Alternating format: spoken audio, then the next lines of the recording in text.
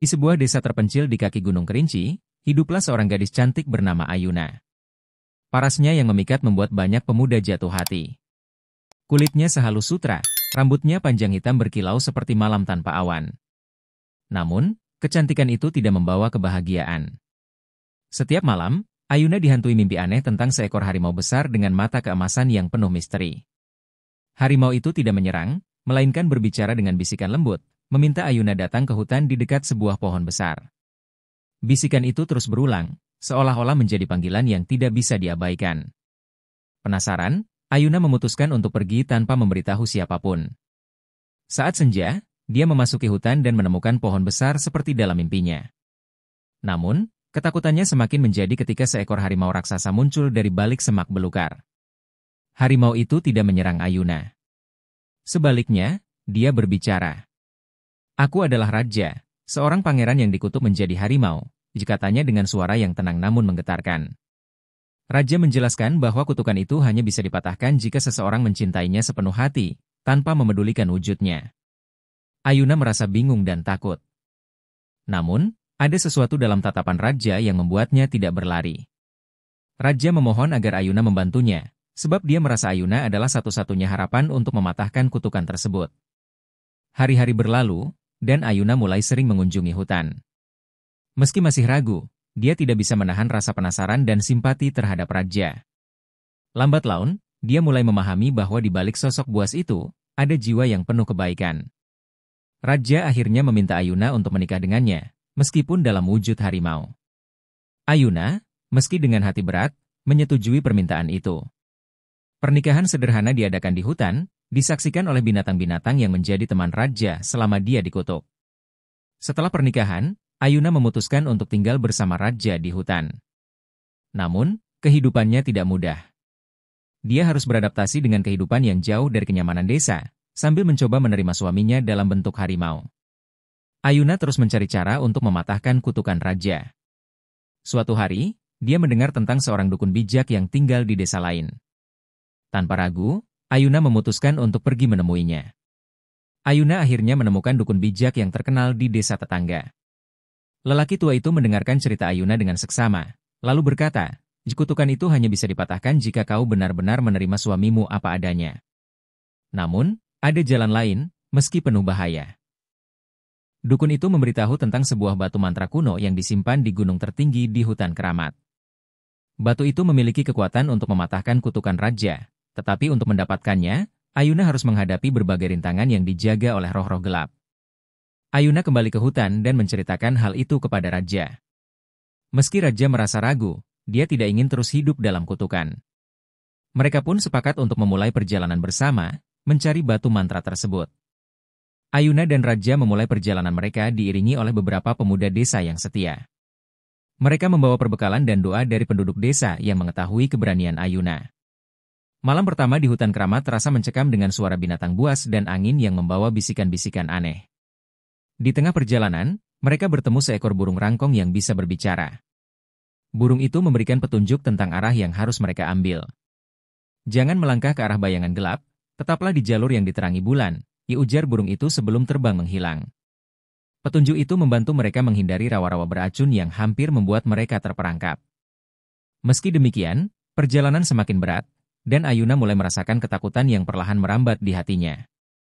Di tengah perjalanan, rombongan mereka dihadang oleh seekor ular raksasa yang menjaga sebuah jembatan kayu di atas sungai deras.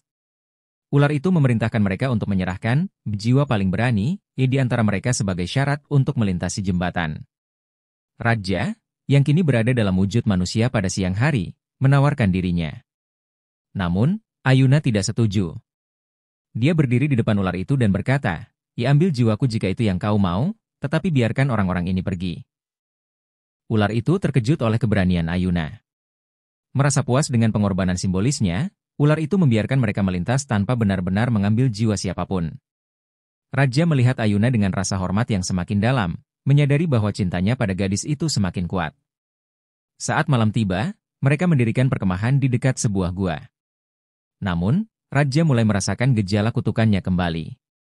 Tubuhnya perlahan berubah menjadi harimau, dan kali ini dia tidak bisa mengendalikan insting liarnya. Ayuna mencoba mendekati Raja, tetapi dia mengaum keras, membuat semua orang mundur. Aku tidak ingin melukaimu, Ayuna. Pergilah, teriak raja, setengah manusia, setengah harimau. Namun, Ayuna tidak menyerah. Dia mendekati raja dan menyentuh wajahnya dengan lembut. Sentuhan itu membuat raja tenang, dan perlahan wujud manusianya kembali. Ayuna menyadari bahwa cinta mereka adalah kunci untuk melawan kegelapan. Namun, dia juga tahu bahwa perjalanan ini hanya akan menjadi semakin sulit.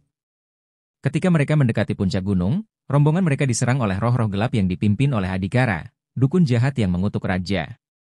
Adhikara, dengan jubah hitam dan tongkat bercahaya merah, muncul di hadapan mereka dengan senyuman licik. Kau pikir bisa mematahkan kutukanku begitu saja? Jikata Adhikara. Dia mengendalikan roh-roh harimau yang menyerang rombongan Ayuna. Raja melindungi Ayuna dengan tubuhnya, sementara pemuda-pemuda desa berusaha melawan dengan senjata seadanya. Pertempuran sengit terjadi, tetapi Ayuna melihat bahwa Adhikara memiliki kelemahan. Sebuah totem hitam yang dia bawa tampak menjadi sumber kekuatannya. Kita harus menghancurkan itu, teriak Ayuna kepada raja. Di tengah pertempuran, seorang wanita misterius bernama Ratna muncul. Sebelumnya, dia dikenali sebagai pelancong yang meminta perlindungan di desa Ayuna, tetapi kini dia berdiri di sisi Adhikara. Namun, tatapan Ratna penuh dengan keraguan, seolah-olah dia tidak sepenuhnya setia kepada sang dukun jahat. Ketika Ayuna mendekati totem hitam, Ratna tiba-tiba berbalik melawan Adhikara. Aku tidak ingin menjadi alatmu lagi, teriak Ratna sambil melawan roh-roh gelap yang mencoba menghalanginya. Ratna memberikan waktu bagi Ayuna untuk menghancurkan totem itu. Namun, Adhikara menyerangnya dengan kekuatan penuh, membuat Ratna terluka parah. Dengan kekuatan terakhirnya, Ratna membantu Ayuna menghancurkan totem, memusnahkan Adhikara dan roh-roh gelapnya. Setelah pertempuran usai, cahaya terang meliputi hutan. Kutukan raja akhirnya dipatahkan sepenuhnya, dan dia kembali menjadi manusia. Namun, kebahagiaan mereka bercampur kesedihan, karena Ratna terbaring sekarat di tanah. Aku ingin menebus kesalahanku, bisik Ratna sebelum menghembuskan napas terakhirnya. Ayuna dan raja menguburkan Ratna dengan penuh hormat, menganggapnya sebagai pahlawan yang telah menyelamatkan mereka. Hutan kembali tenang, tetapi Ayuna dan raja tahu bahwa perjalanan mereka tidak berakhir di sini.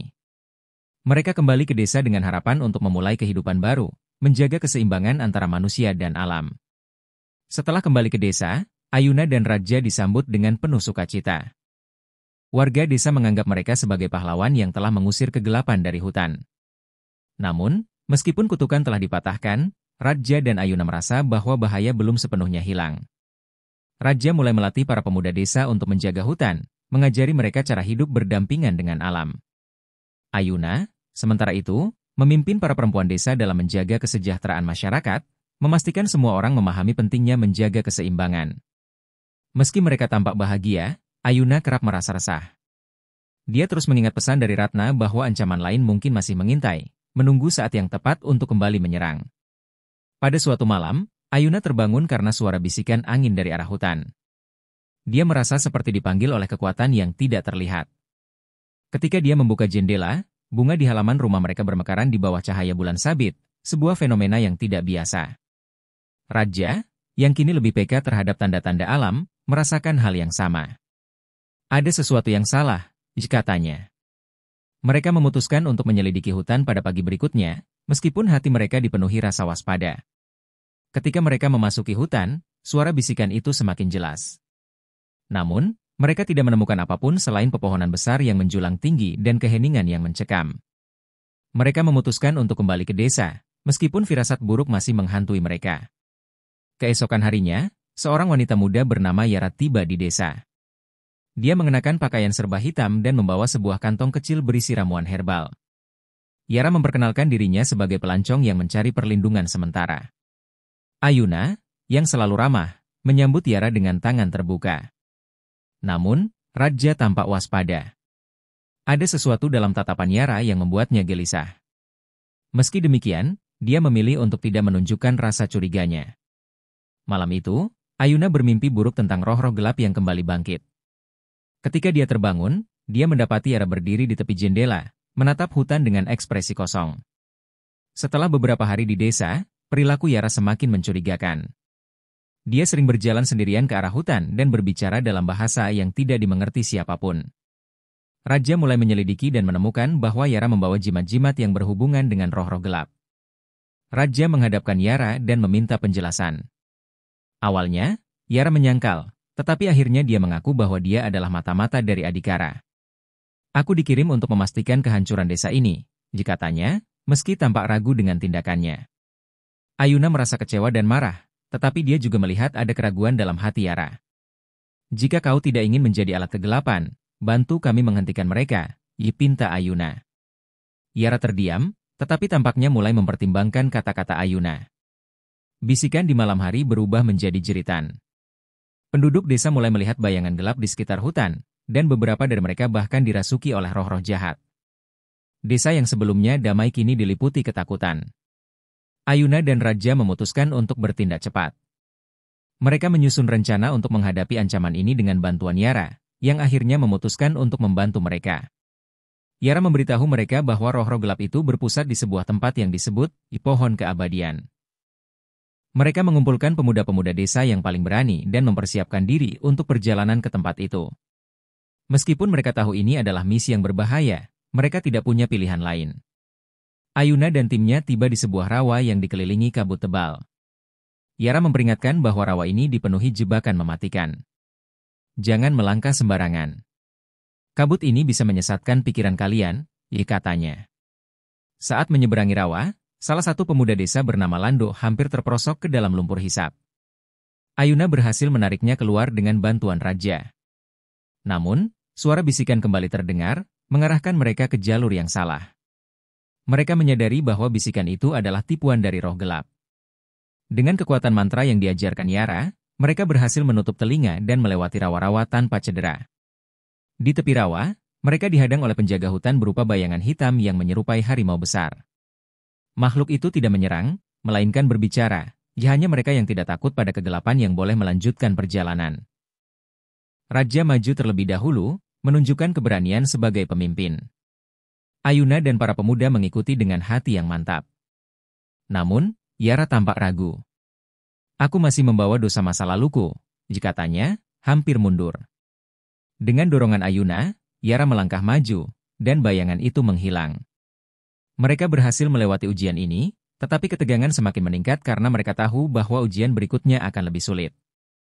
Ketika mereka mencapai perbukitan, salah satu pemuda desa, Lando, mulai bertingkah aneh. Dia sering berbicara sendiri dan terlihat menyimpan sesuatu. Raja merasa curiga dan memutuskan untuk mengawasinya. Malam itu, Lando menghilang dari perkemahan. Ayuna dan Raja menemukannya berbicara dengan roh gelap. Aku akan menyerahkan mereka padamu, tapi biarkan aku hidup, kata Lando. Raja menahan amarahnya dan menghadapi Lando. Jika kau menyerah pada kegelapan, kau tidak akan pernah menemukan kedamaian. Lando akhirnya sadar akan kesalahannya dan meminta maaf. Namun, roh-roh gelap tidak memaafkannya dan menyerang. Lando mengorbankan dirinya untuk melindungi kelompok itu, membuktikan penyesalannya. Mereka tiba di sebuah lembah yang dipenuhi batu besar seperti labirin. Setiap jalur tampak sama, dan waktu mulai terasa aneh. Matahari tidak terbenam meski malam telah lama datang. Yara menyadari bahwa labirin ini dijaga oleh roh penipu. Kita harus menemukan batu penanda yang hanya terlihat di bawah cahaya bulan, katanya. Mereka mencari dengan senter dan api unggun hingga akhirnya menemukan jalur keluar. Namun, di tengah perjalanan, Ayuna merasa mendengar suara dari masa kecilnya. Suara itu hampir membuatnya tersesat, tetapi Raja menggenggam tangannya, mengingatkan Ayuna akan tujuan mereka. Setelah melewati labirin, mereka akhirnya melihat pohon keabadian berdiri megah di tengah hutan. Pohon itu bercahaya dengan daun-daun emas dan akar yang menjalar ke tanah. Namun, penjaga terakhir telah menunggu, roh-roh gelap yang berwujud harimau besar. Pertempuran sengit terjadi. Raja melindungi Ayuna sementara para pemuda desa menghadapi roh-roh gelap. Yara, yang telah menemukan keberaniannya, menggunakan mantra-mantra untuk menahan serangan. Namun, pohon keabadian memiliki rahasia tersendiri. Hanya mereka yang membawa niat tulus yang bisa mendekatinya. Ayuna maju dengan hati yang mantap, sementara Raja melawan makhluk-makhluk kegelapan. Di hadapan pohon keabadian, Ayuna diberi pilihan oleh roh penjaga pohon. Kau bisa menyelamatkan Raja dan desa kalian, tetapi kau harus membayar dengan sesuatu yang sangat berharga. Ayuna menyadari bahwa pengorbanan yang diminta adalah hidupnya sendiri. Dengan hati penuh keberanian, dia berkata, jika itu yang harus kulakukan untuk menyelamatkan orang yang kucintai, aku rela." Namun, sebelum Ayuna melakukan pengorbanan itu, Raja muncul dan berkata, tidak. Kita akan menghadapi ini bersama." Kekuatannya sebagai pasangan sejati membangkitkan energi cahaya dari pohon, mengusir roh-roh gelap tanpa harus mengorbankan nyawa Ayuna. Cahaya dari pohon keabadian menyelimuti seluruh hutan, membakar semua roh jahat. Adhikara, yang bersembunyi di bayang-bayang, muncul untuk melawan mereka. Dia menggunakan kekuatan terakhirnya untuk menyerang Ayuna dan Raja. Dengan kekuatan cinta mereka, Ayuna dan Raja melawan Adhikara. Yara membantu dengan mantranya, dan bersama-sama, mereka berhasil menghancurkan tongkat milik Adhikara, sumber kekuatannya. Adhikara lenyap dalam jeritan, dan hutan kembali tenang.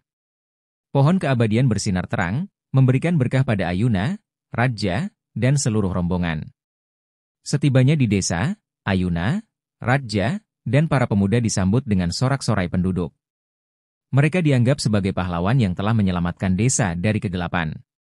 Namun, di balik senyuman itu, Ayuna merasa ada sesuatu yang belum selesai. Raja berbicara kepada penduduk desa tentang pentingnya menjaga keseimbangan antara manusia dan alam. "Kita telah diberkati dengan kemenangan, tetapi kita harus terus waspada," katanya, mengingatkan semua orang untuk melindungi hutan. Sementara itu, Yara memilih untuk tinggal di desa. Dia merasa bahwa membantu Ayuna dan Raja adalah cara terbaik untuk menebus kesalahan masa lalunya. Penduduk desa menerima Yara dengan tangan terbuka, meski sebagian masih ragu. Malam itu, Ayuna kembali bermimpi. Dalam mimpinya, dia melihat pohon keabadian mulai layu, dan bayangan Adhikara muncul lagi, meski dalam wujud yang lebih lemah. "Aku akan kembali," kata suara itu, penuh kebencian. Ayuna terbangun dengan keringat dingin. Raja, yang tidur di sisinya, melihat kekhawatirannya. "Mimpi itu lagi?" tanya Raja. Ayuna mengangguk, tapi memilih untuk tidak menceritakan semuanya agar Raja tidak cemas. Mereka memutuskan untuk berkonsultasi dengan seorang tetua desa, Bapak Gading, yang dikenal bijaksana. "Jika kegelapan masih mengancam, maka ini adalah peringatan bahwa kita harus lebih berhati-hati," kata Bapak Gading sambil menyarankan mereka mempelajari sejarah desa lebih dalam. Ayuna dan Raja mulai menggali sejarah desa, mencari tahu hubungan desa dengan pohon keabadian. Mereka menemukan dokumen kuno yang menyebutkan bahwa pohon itu adalah penjaga keseimbangan alam, tetapi kekuatannya bisa habis jika terlalu sering digunakan. "Kita mungkin telah mengambil terlalu banyak dari pohon itu," kata Ayuna. Raja setuju, merasa bersalah atas penggunaan kekuatan pohon untuk mengalahkan Adhikara. Yara, yang telah mempelajari mantra-mantra kuno, menemukan petunjuk bahwa ada cara untuk memulihkan kekuatan pohon. Namun, itu memerlukan perjalanan ke Gua Suci di kaki Gunung Kerinci, tempat sumber energi alam berada. Ayuna, Raja, dan Yara memulai perjalanan baru ke Gua Suci. Kali ini, mereka hanya membawa beberapa penduduk desa yang paling terpercaya. Perjalanan itu penuh tantangan, mulai dari hujan deras hingga serangan dari hewan buas.